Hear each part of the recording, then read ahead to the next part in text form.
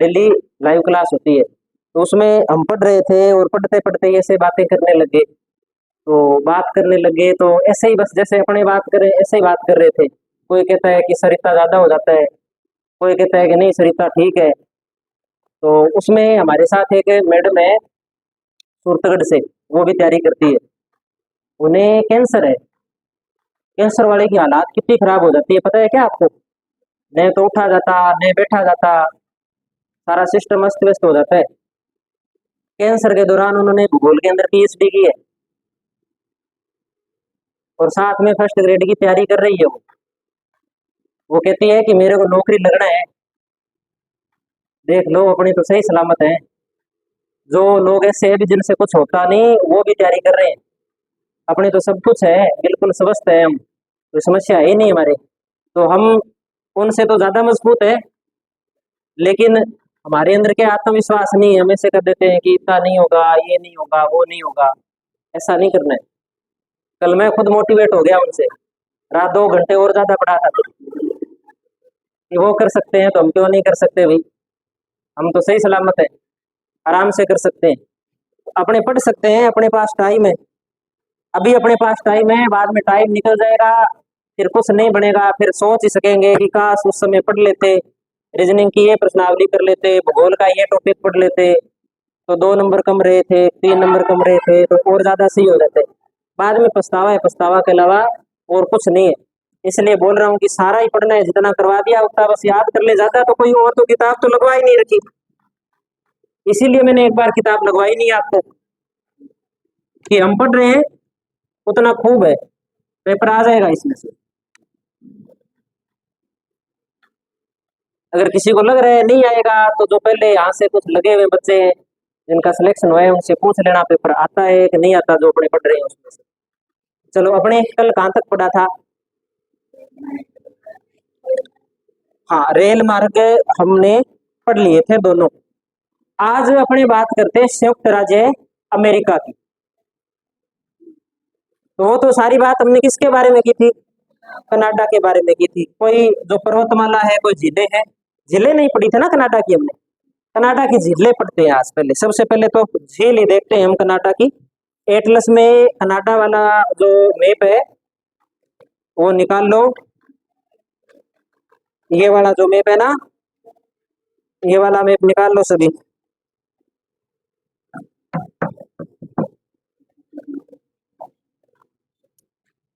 Canada ही पढ़ रहे थे और कनाडा में कुछ बातें पढ़ ली। आज हम पढ़ते हैं कनाडा की प्रमुख झीलें। कनाडा की प्रमुख झीलें।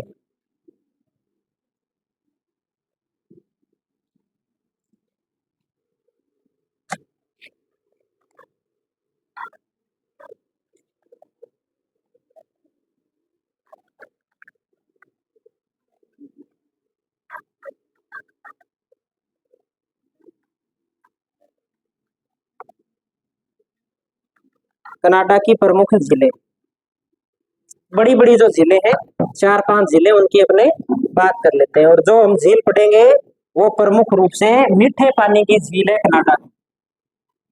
तो ये तो अलास्का वाला क्षेत्र है इधर।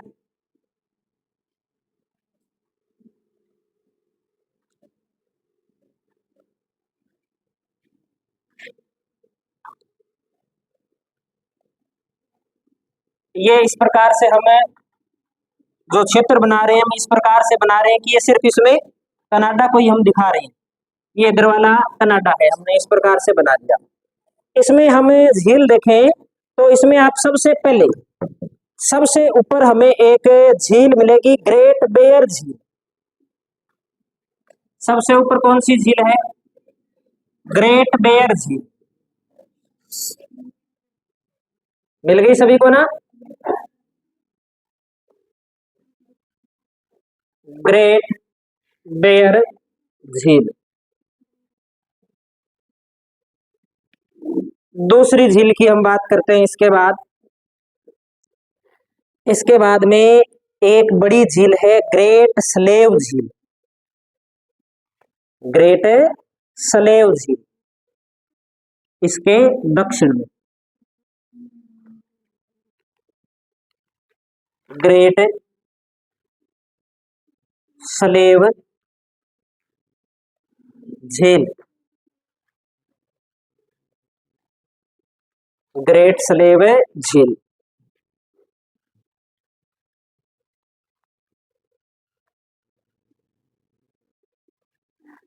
ग्रेट स्लेव के बाद में उससे थोड़ा सा दक्षिण में एक चलेंगे तो एक झील और मिल जाएगी हमें, अथाबास्का झील। अथाबास्का झील इससे थोड़ा सा दक्षिण के अंदर, अथाबास्का झील।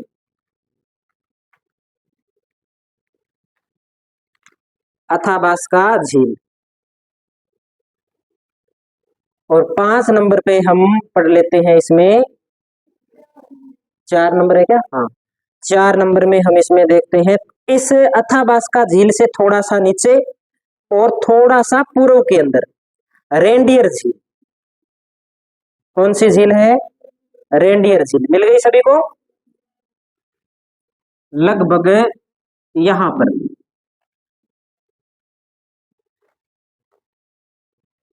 रेंडियर झील। और 5 नंबर पे हम झील देखते हैं इसके अंदर, रेंडियर झील से थोड़ा सा और नीचे दक्षिण में चलते हैं तो विन्नीपेग झील। बस ये 5 झीलें हमें कनाडा के अंदर इसी क्रम में याद रखनी।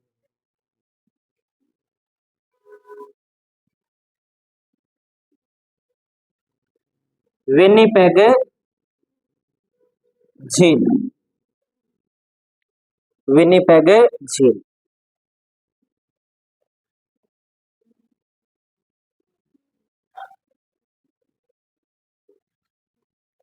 विन्नीपेग झील। तो ये 5 झीलें कनाडा के अंदर है और पांचों की पांचों मीठे पानी की झील है। ये सारी कैसी झीलें हैं, मीठे पानी की झीलें हैं, मीठे पानी की झीलें।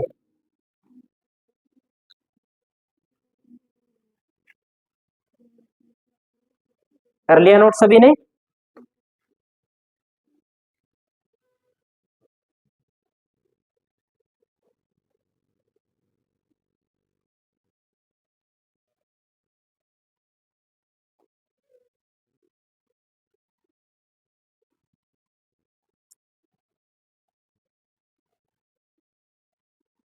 चलो आगे चलते हैं। इसके बाद हम पढ़ते हैं संयुक्त राज्य अमेरिका।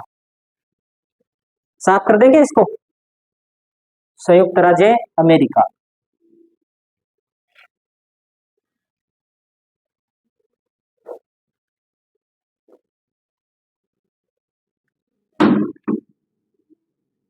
हाँ जी,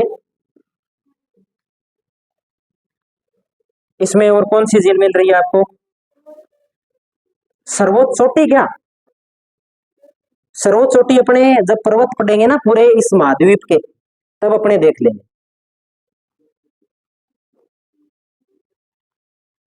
अलास्का की तो माउंट मैकिनले, ये तो वैसे तो आ गई इसकी क्या नाम बोलते हैं, संयुक्त राज्य अमेरिका का हो गया वो तो भाग।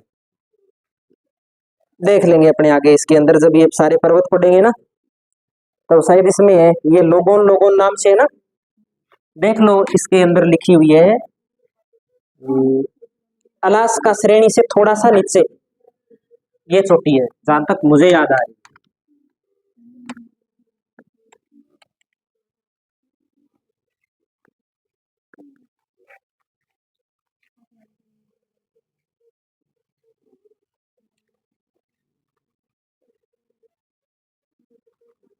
संयुक्त राज्य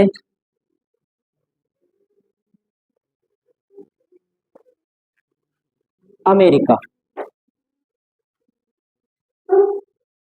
तो ये वाला जो देश है, ये देश कौन सा है, संयुक्त राज्य अमेरिका देश है। और इस संयुक्त राज्य अमेरिका का निर्माण कब हुआ, कैसे हुआ, थोड़ी सी इसकी बात भी हमें करेंगे यहाँ पर। तो सबसे पहले बात करते हैं कि यूएसए की स्थापना 4 जुलाई 1776 को हुई थी।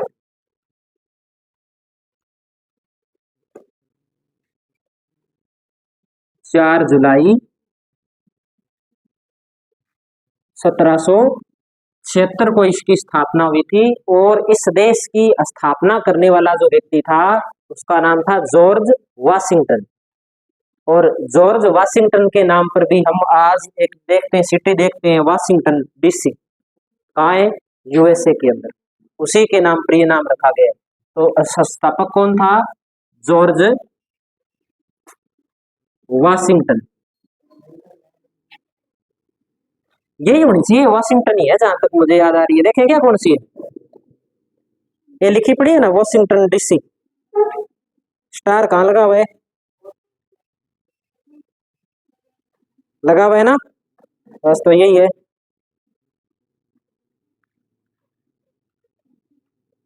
दूसरी बात इसमें करते हैं कि स्थापना तो इसकी होगी 4 जुलाई 1776। जैसे भारत में आजादी के लिए आंदोलन चला, वैसे संयुक्त राज्य अमेरिका के अंदर भी आजादी के लिए आंदोलन चला। भारत में थोड़ा आंदोलन है वो लंबा चला था, लेकिन यहाँ जो आजादी है वो थोड़ी जल्दी मिल गई। अब आजादी इसे कब मिली? तो आजादी और इसे मान्यता जो मिली है वो मान्यता मिली है 4 नवंबर 1782 को। मान्यता 4 नवंबर 1782 को इसे मान्यता प्रदान कर दी गई एक स्वतंत्र देश के रूप में। पहले यहाँ पर किसका अधिकार था? तो ब्रिटेन का अधिकार था। जैसे भारत पर अंग्रेजों ने अधिकार किया था ना, वैसे ही अमेरिका पर भी किसका अधिकार था? अंग्रेजों का ही अधिकार था। अंग्रेजों से ही आजाद हुए थे अमेरिका वाले। यहां तक कहानी ठीक है। अब चलते हैं अपने आगे। अब अपने बात करते हैं यूएसए में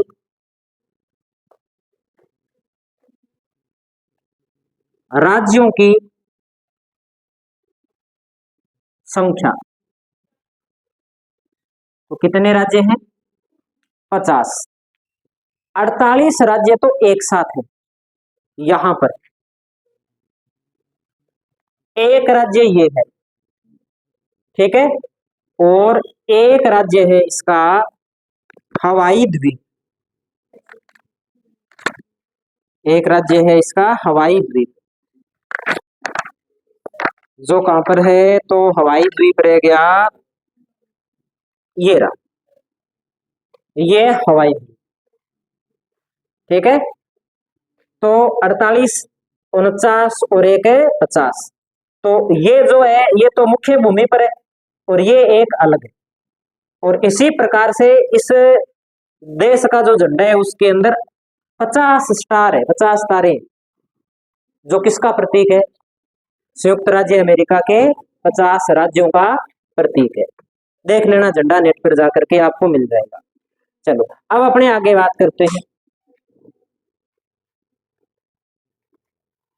सबसे पहले हम इसमें लिखते हैं अलास्का। संयुक्त राज्य अमेरिका के अंदर हम जो बात करेंगे वो बात करेंगे अलास्का की बात करेंगे। अलास्का की हम बात करेंगे।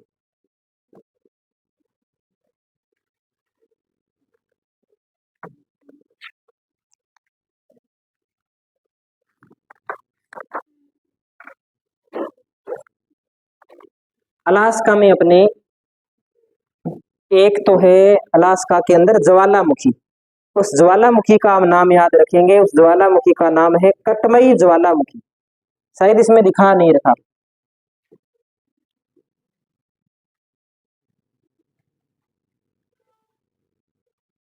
दिखा तो नहीं रखा, कोई बात नहीं, लेकिन हम लिखेंगे। कौन सा ज्वालामुखी है यहाँ पर अलास्का में? कटमई ज्वालामुखी।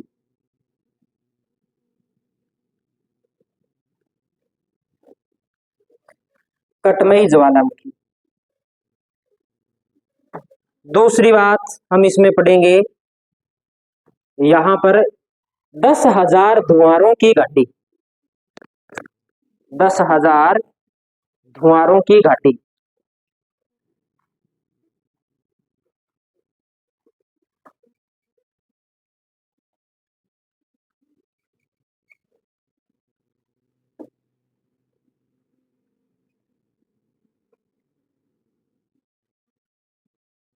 10,000 धुआरों की घाटी। अब देखो धुआरे क्या होते हैं, किसी को पता है क्या धुआरे क्या होते हैं, किसे कहते हैं धुआरे? धुआरे होते हैं इस प्रकार से, मान लो ये भूमि है, इस भूमि के अंदर से जगह जगह से वाष्प निकलती है, वाष्प निकलती रहती है वहां से, और उस वाष्प से वहां पर देखने में ऐसा लगता है कि यहाँ पर क्या है, धुआं हो रखा है, जैसे धुंध सी आई रहती है। अलास्का के अंदर एक क्षेत्र है जिसके अंदर ऐसे जो धुआरे हैं जिनसे वाष्प निकलती रहती है, उनकी संख्या कितनी है? 10,000 है। इसलिए प्रश्न बन जाता है कि 10,000 धुआरों की घाटी कहाँ पर है? तो यूएसए के अलास्का के अंदर। और ये जो अलास्का है, एटलस के अंदर देखो अलास्का कहाँ है? अलास्का ये वाला भाग पहले सोवियत रूस का होता था, सोवियत संघ का होता था, सोवियत संघ ने इसे बेच दिया था यूएसए को। ठीक है, ये बात हमें ध्यान रखनी। कैसे था तो ये देख लो, बिल्कुल आसानी से देख सकते हैं कि ये लिखा है एशिया, लिखा हुआ है ना एशिया, ये रूस का भाग है, और यहाँ तक इसका क्या होता था? अधिकार होता था। इसने सोचा कि खूब खोड़ पड़ा है अपने पास, क्या करेंगे इतने का, पैसों की जरूरत थी, इसलिए इतना भाग बेच दिया। आज भी विश्व का सबसे बड़ा देश कौन सा है? रूस है।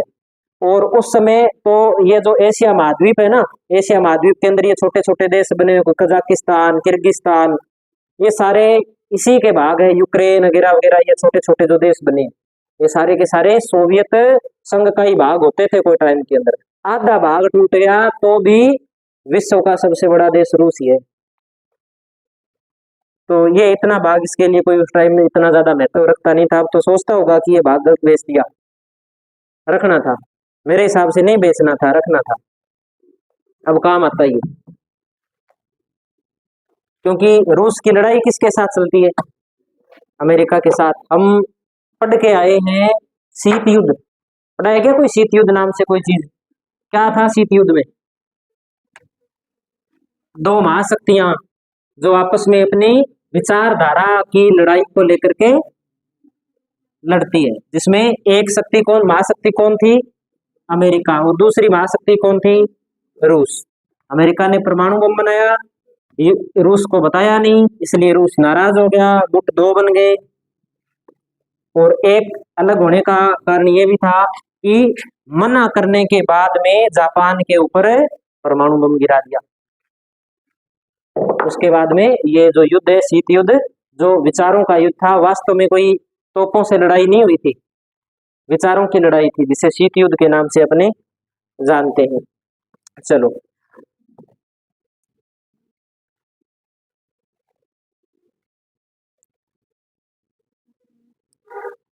आगे बात करते हैं इसके बाद हवाई द्वीप। अगला पढ़ते हैं हम हवाई द्वीप।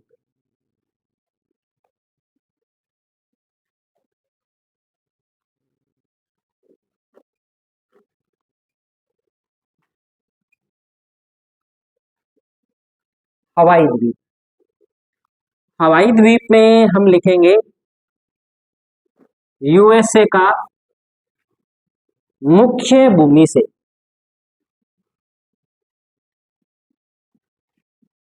अलग एकमात्र द्वीपीय राज्य,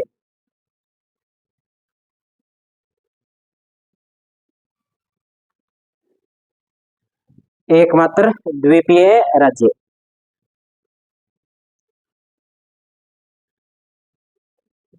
देखते हैं अपने हवाई द्वीप को, देखते हैं। इसमें तो हवाई द्वीप में कुछ भी नहीं दिखा रखा, कोई और मैप देखें।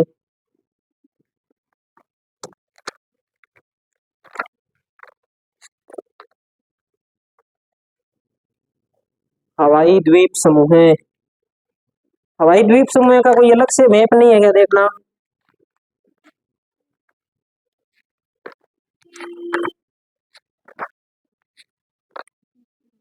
ये तो क्यूबा वो रहती है, दिखा रखे हैं। हाँ, वहाँ नाम नाम ही है, नाम के अलावा कुछ नहीं है। अपने को इसमें कुछ और भी बातें देखनी थी, अगर मैप मिल जाता तो।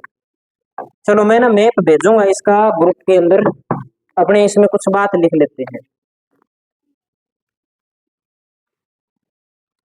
इस हवाई द्वीप पर एक नगर है, होनोलुलु।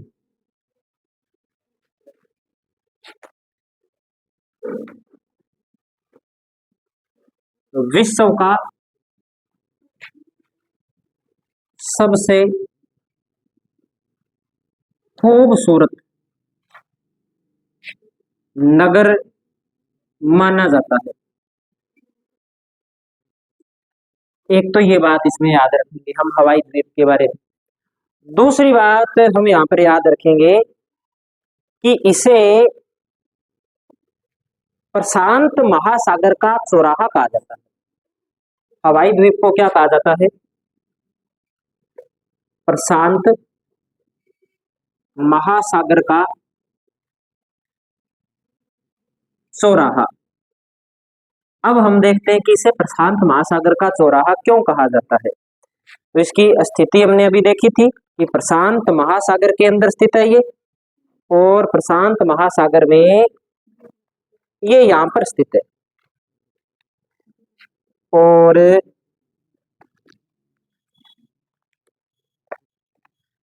इसमें देखें अपने, हाँ उसमें देख लेते हैं, वो सबसे ठीक रहेगा। इसमें अपने देखें तो ये हवाई द्वीप है, ये एशिया है, ये ऑस्ट्रेलिया है, ये उत्तरी अमेरिका है, ये दक्षिण अमेरिका है, और ये हवाई द्वीप है।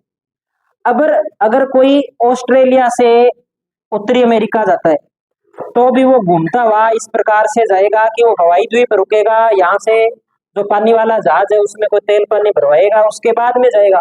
यहाँ से कोई एशिया जा रहा है तो भी वो हवाई द्वीप से होकर के जाएगा, कोई एशिया से दक्षिणी अमेरिका जा रहा है तो भी लगभग वो यहाँ से होकर के जाएगा।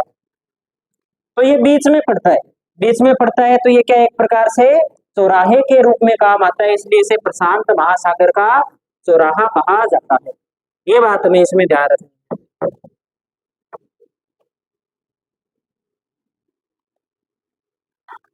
फिर हम इसमें देखते हैं कैलिफोर्निया।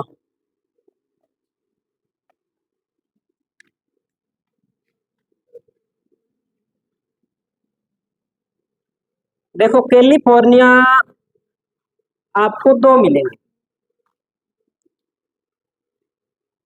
एक तो है कैलिफोर्निया की खाड़ी,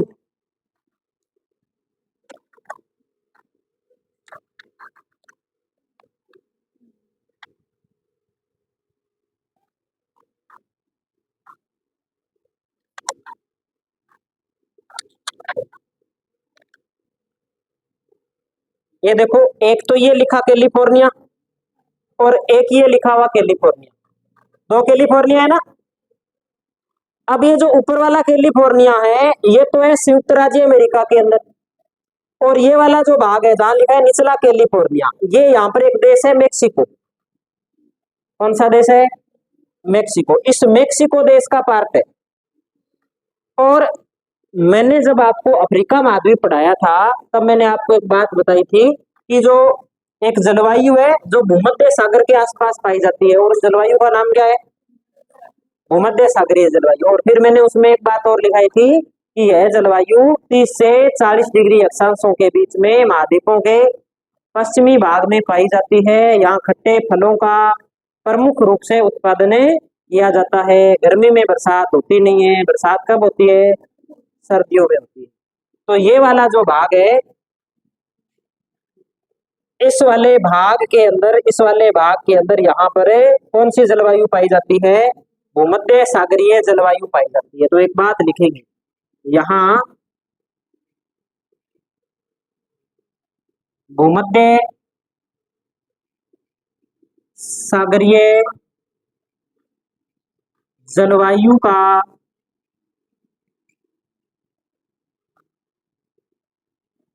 विस्तार है या विस्तार पाया जाता है। ऐसा हम लिख सकते हैं।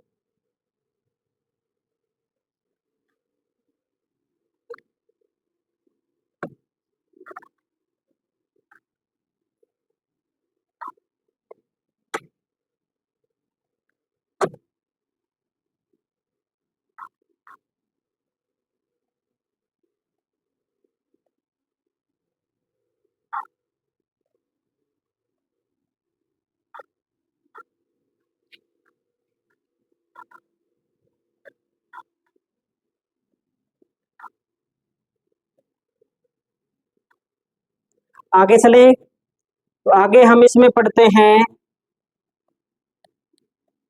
मक्का पेटी। मक्का पेटी।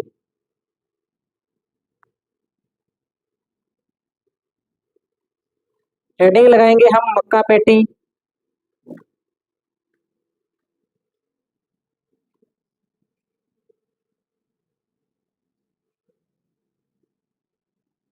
तो कल हमने जो अमेरिका, उत्तरी अमेरिका महाद्वीप है, इसके भौतिक प्रदेश हमने पढ़े थे, है ना। एक कोर्डिलेरा पढ़ा था, पश्चिमी कोर्डिलेरा। एक हमने पढ़ा था कि कनेडियन शील्ड है, एक अप्लेशियन क्षेत्र है, एक मैदानी क्षेत्र है। इस प्रकार से हमने कुछ पढ़ा था। तो जो मक्का पेटी है ना, वो मक्का पेटी पाई जाती है मध्यवर्ती मैदानी क्षेत्र के अंदर। और मध्यवर्ती मैदान क्षेत्र कहाँ है? ये जो इकट्ठी एक साथ झील दिखा रखी है ना, इन झीलों के दक्षिण में क्या लिखा हुआ है? मध्य मैदान। इस मैदान वाले क्षेत्र के अंदर किसका उत्पादन किया जाता है? मक्के का उत्पादन किया जाता है। तो लिखेंगे मध्यवर्ती मैदान। मध्यवर्ती मैदान में मक्के का उत्पादन। ये मक्का किसके लिए उत्पादित किया जाता है? तो ये मक्का हमें याद रखना है कि यह मक्का इंसानों के लिए उत्पादित नहीं किया जाता, ये पशुओं के लिए किया जाता है। मक्का जो पशु खाते हैं ना, उनमें मांस ज्यादा होता है। और यहाँ प्रमुख रूप से यही कार्य किया जाता है कि यहाँ पर कमजोर पशु लाए जाते हैं, उनको खूब मक्का खिलाया जाता है। जब वो मोटे हो जाते हैं तब उन्हें बड़े शहरों की ओर भेज दिया जाता है और बाद में उनसे मांस प्राप्त किया जाता है। तो यहाँ पर जो मक्के का उत्पादन है, मक्का का जो उत्पादन है वो पशुपालन के लिए किया जाता है। और यहाँ जो पशुपालन का जो उद्देश्य है ना, वो पशुपालन का उद्देश्य क्या है? मांस उत्पादन। मांस उत्पादन। और यहीं पर इसी मक्का पेटी के पास में हम एक चीज और देखेंगे। यहाँ पर एक अपने को मिलेगा शहर, उस शहर का नाम है सेंट लुइस। सेंट लुइस इस मैप में मिलेगा, ये वाला मैप है ना। इस मैप के अंदर ये जो मध्यवर्ती मैदान लिखा हुआ है, इस मध्यवर्ती मैदान से थोड़ा सा नीचे आएंगे तो मिसौरी लिखा हुआ है। मिल गया क्या? इसके नीचे लिखा हुआ है सेंट लुई। मिल गया सेंट लुई? यहां पर ये रहा। तो सेंट लुइस किसको नहीं मिला? सेंट लुइस के अंदर हम लिख देंगे विश्व की सबसे बड़ी मक्का मंडी।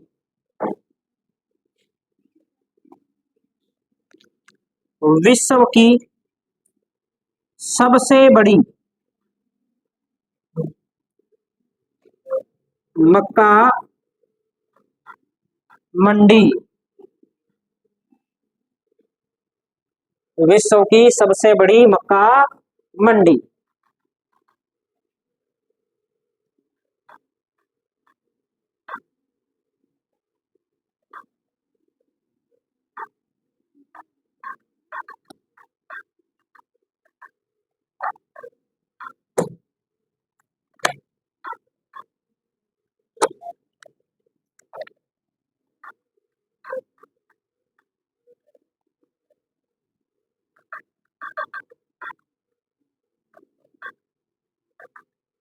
चलो आगे बात करते हैं हम।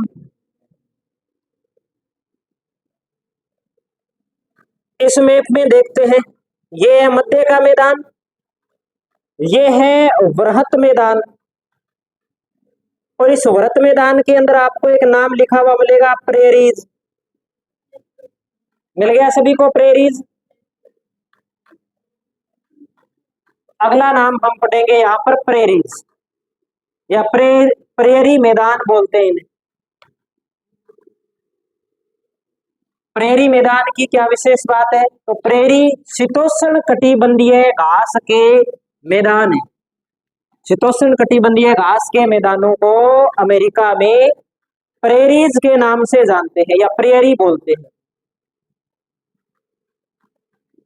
प्रेरी मैदान।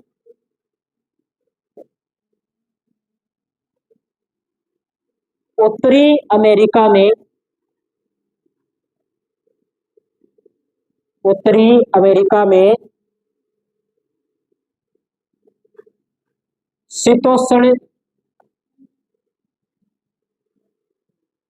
घास के मैदान, उत्तरी अमेरिका में शीतोष्ण घास के मैदान क्या कहलाते हैं? प्रेरी कहलाते हैं। और इन प्रेरी की विशेषता क्या है, ये भी हम पढ़ेंगे। प्रेरी की विशेषता ये है कि जैसे ये तो है पहाड़, कौन सी पर्वतमाला है भाई प्रेरीज के पास में? देखो, रॉकी पर्वतमाला है ना, ये रॉकी पर्वतमाला है। और यहाँ पर घास के मैदान क्या है? प्रेरीज है। यहाँ पर एक हवा चलती है इस प्रकार से, जो इस ओर से आती है, ध्रुवों की ओर से आती है कुछ मात्रा में, तो और इस पर्वत को पार करती है। जैसे जैसे ऊपर उठती है ये ठंडी होती है, और ऊपर उठने के बाद में जब ये वापस नीचे उतरती है तब ये क्या होती है? गर्म होती है। लगभग ये बात है मार्च अप्रैल की, मार्च अप्रैल के आसपास की बात है कि जैसे हमारे लू चलती है, वैसे यहाँ पर भी एक पवन चलती है जो रॉकी पर्वत को पार करके और प्रेरी के मैदान में नीचे उतरती है। नीचे उतरती है तो घर्षण के कारण ये गर्म हो जाती है, गर्म होने के कारण इसका तापमान बढ़ जाता है। इस समय तक ये वाला जो भाग है ये बर्फ से ढका होता है। इस हवा के कारण यहाँ पर जो बर्फ होती है प्रेरीज के अंदर वो पिघल जाती है। जब वो बर्फ पिघल जाती है तो बर्फ पिघलने के बाद में यहाँ पर गेहूं की खेती की जाती है। कौन सी ऋतु के अंदर है? बसंत ऋतु के अंदर। मार्च अप्रैल मई जून के जो महीने होते हैं ना, इन महीनों के अंदर यहाँ पर किसकी खेती की जाती है? गेहूं की खेती की जाती है। और ये जो मध्यवर्ती मैदान लिखा हुआ है, मध्य मैदान लिखा है, यहाँ जब हम गेहूं बोते हैं तब गेहूं बोया जाता है। तो अमेरिका में गेहूं की खेती कितनी होती है? 2। भारत में गेहूं की खेती कितनी होती है? 2। भारत में भी गेहूं की खेती कितनी होती है? 2 होती है। 2 कैसे होती है? एक तो हम बोते हैं, और एक जम्मू कश्मीर के अंदर घाटी के अंदर बोया जाता है, जो अब बोया हुआ है। ठीक है, अब क्यों बोया हुआ है? क्योंकि अब वहां पर वो मौसम है जो हमारे दिसंबर जनवरी में होता है, और जब वहां दिसंबर जनवरी होती है तो वहां कुछ नहीं होता, सारा सिस्टम है वो बर्फ से ढका रहता है। आई कुछ बात समझ में? तो यहाँ पर गेहूं की खेती कितनी होती है? 2 होती है। तो हम क्या लिख रहे हैं? प्रेरी मैदान। प्रेरी मैदान के अंदर बसंतकालीन गेहूं की खेती की जाती है, और मध्यवर्ती मैदान के अंदर शीतकालीन गेहूं की खेती है वो की जाती है।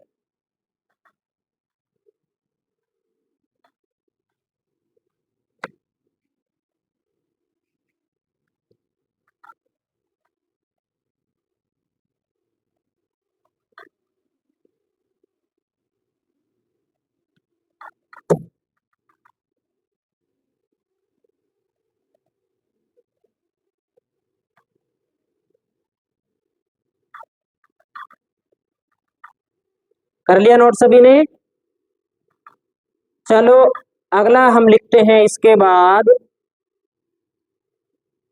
अगला हम पढ़ लेंगे ट्रक फार्मिंग। Truck farming.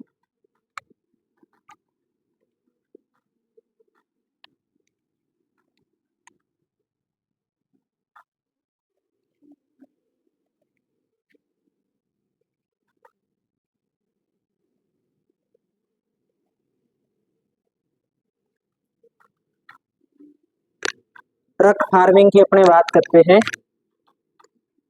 तो एक तो हमें देखना है फ्लोरिडा। फ्लोरिडा कल बताया था मैंने, कहाँ है फ्लोरिडा? फ्लोरिडा प्रायद्वीप, ये रहा। एक इसमें हमें देखना है, एक राज्य है, राज्य का नाम है न्यू इंग्लैंड। न्यू इंग्लैंड राज्य।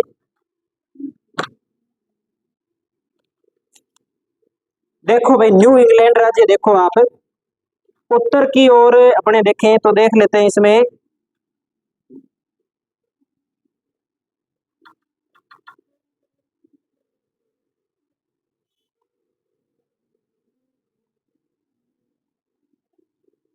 मैनचेस्टर दे रखा है। कहाँ गया न्यू इंग्लैंड? राज्य का नाम लिखा तो है, लेकिन नाम इतने ज्यादा है कि हमें दिखाई नहीं दे रहा।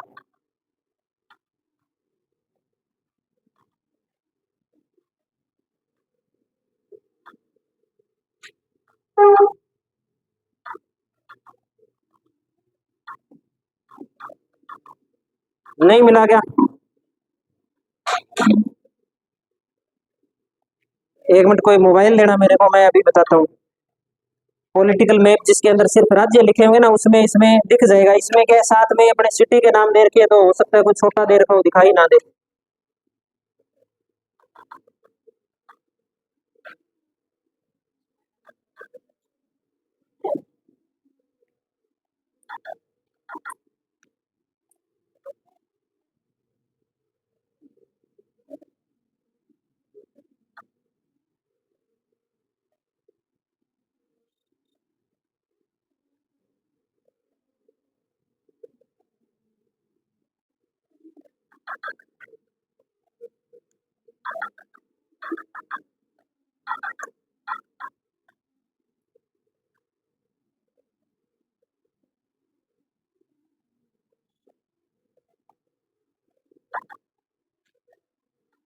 एक मिनट, अपनी ये चीज देख ले बस।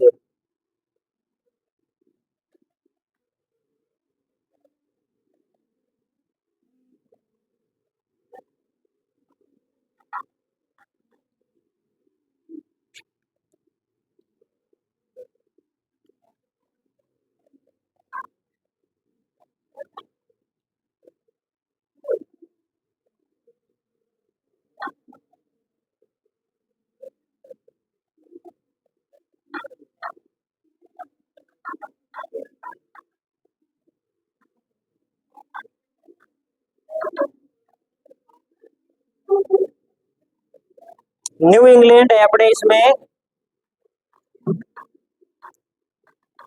ये जो लिखा हुआ है ना, जैसे आप इधर चलोगे इसमें रोड द्वीप आपको मिलेगा। ये रोड द्वीप है, ये यहाँ पर, इधर देखो इसमें, यही आसपास वाला क्षेत्र है, इसके आसपास में। तो यहां से लेकर के यहां तक का जो क्षेत्र है, ये किनारे वाला भाग है। इस किनारे वाले भाग के अंदर क्या सब्जियों का उत्पादन किया जाता है? किसका उत्पादन किया जाता है? सब्जियों का उत्पादन किया जाता है। और ट्रक फार्मिंग के अंदर क्या होता है? ट्रक फार्मिंग के अंदर सब्जी को आज दिन में तोड़ा जाता है, जैसे शाम को उसे ट्रक में पैक करके, और कल सुबह होने से पहले उसे बाजार में पहुंचा दिया जाता है। ये कौन सी कृषि है? Truck farming. कृषि के अंदर अपने डिटेल से पढ़ेंगे तो इसमें लिख देंगे कि ये क्या है, सब्जी को जल्दी बाजार तक पहुंचाना। और ये जो ट्रक फार्मिंग की जाती है, ये की जाती है फ्लोरिडा से न्यू इंग्लैंड के मध्य। इसका भी ना मैं मैप भेज दूंगा।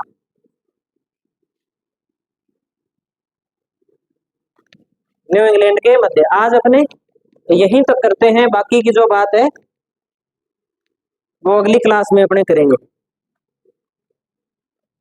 तो याद क्या करना है आपको, एक तो सामान्य परिचय पढ़ना है भारत के भूगोल में, और विश्व के भूगोल में आपको याद करना है प्रारंभिक जो हम 3 महाद्वीप पढ़ चुके हैं वो आपको याद करने, शुरू वाले 3।